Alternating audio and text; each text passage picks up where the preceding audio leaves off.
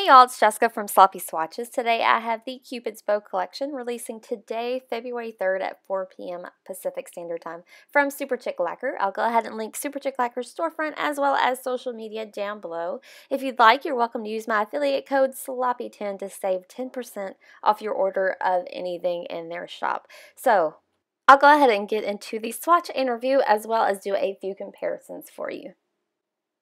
First up is Cherub, and this is described as an intense cherry red with bold linear holographic effects. So this is a super bright and deep red, so gorgeous. I know I don't need to really say it, but I love reds. This is one of my top picks. I'll go ahead and show you a brush shot, and I'll show you how Cherub swatched on my natural nail. Every polish in this collection is extremely pigmented. You can see there with the one swipe, this one is going to be completely opaque in one coat. These are all amazing stampers as well. I am using Bring It On base coat today to make sure that I don't have any staining to my natural nail. One coat does bring this one completely opaque. Here's a look at the completed mani before top coat. So these do dry down a little bit matte. A good top coat will help bring out all of that hollow. Here's a view from another angle in direct sunlight with top coat. This one is just so incredibly stunning. This is my swatch photo under artificial lighting, and then once more at an angle in direct sunlight.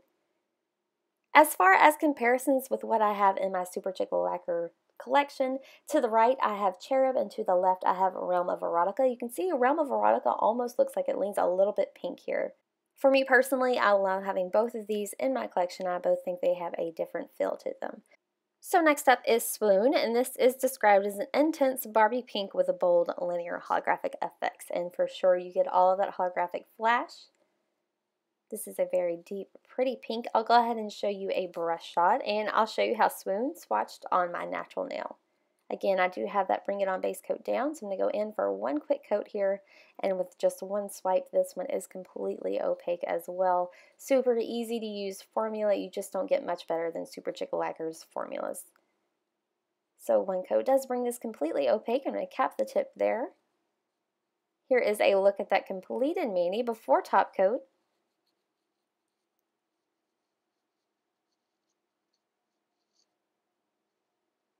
Here's a view from another angle in direct sunlight with top coat.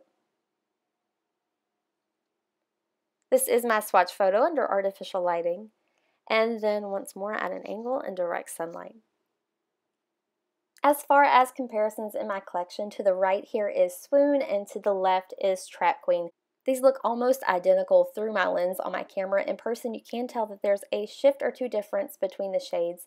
Trap Queen is just a tiny bit darker, a little bit deeper. I do feel like these are pretty similar. If you have one, you may not need to pick up Swoon, but if you haven't been able to get Trap Queen yet, this is definitely a gorgeous polish to add to your collection. So next up is Flutter, and this is described as an intense baby doll pink with extreme bold linear holographic effects. Another really pretty light springy polish. I'll go ahead and show you a brush shot, and I'll show you how Flutter swatched on my natural nail. Again, just one really easy, really smooth coat is going to bring this one completely opaque. I need to go in for a little bit of a thicker coat for this one, but that's not an issue for me at all. If you feel like you need to go in for a thinner coat, this one may be on the verge of needing two coats.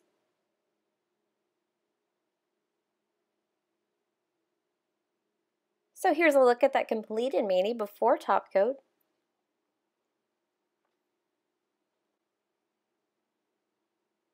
Here's a view from another angle in direct sunlight with top coat. This is my swatch photo under artificial lighting, and then once more at an angle in direct sunlight.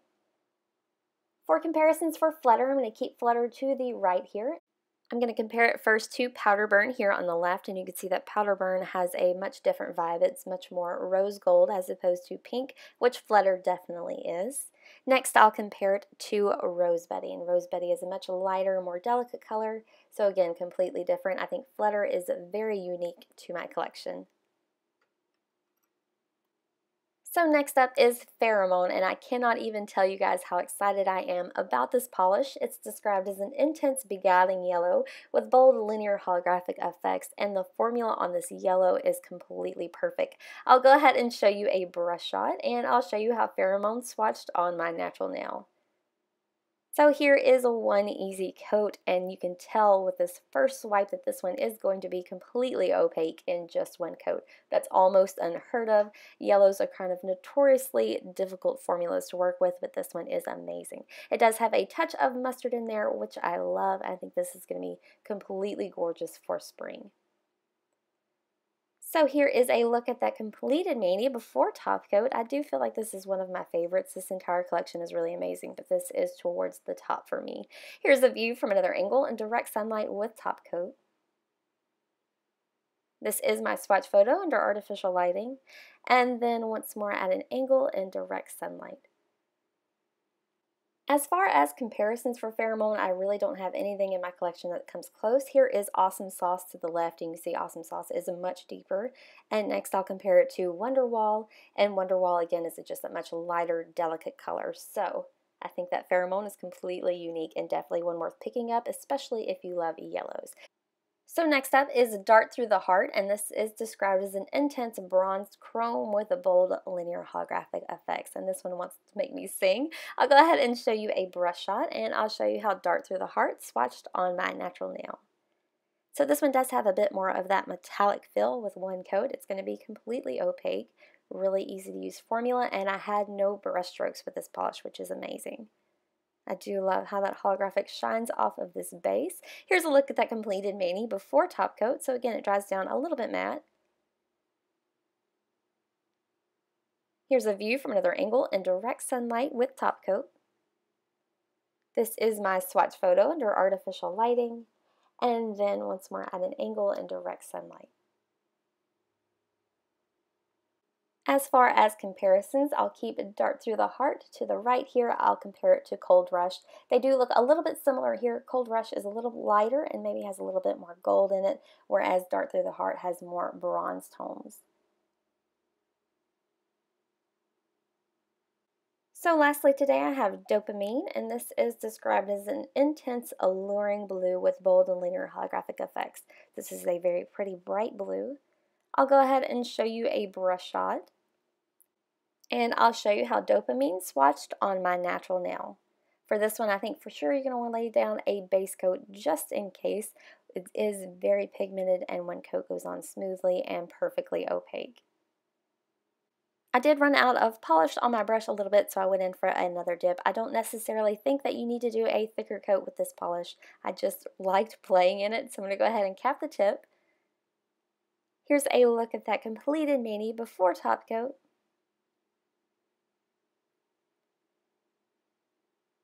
Here's a view from another angle in direct sunlight with top coat. This is my swatch photo under artificial lighting, and then once more at an angle in direct sunlight. As far as comparisons for this one, I think that most people are going to be wanting to see how it looks against Lucid La La Land. So Lucid La La Land is here to the left. Lucid is much deeper and a lot darker. Dopamine tends to be brighter, more sky blue, so I think you could easily have both of these in your collection.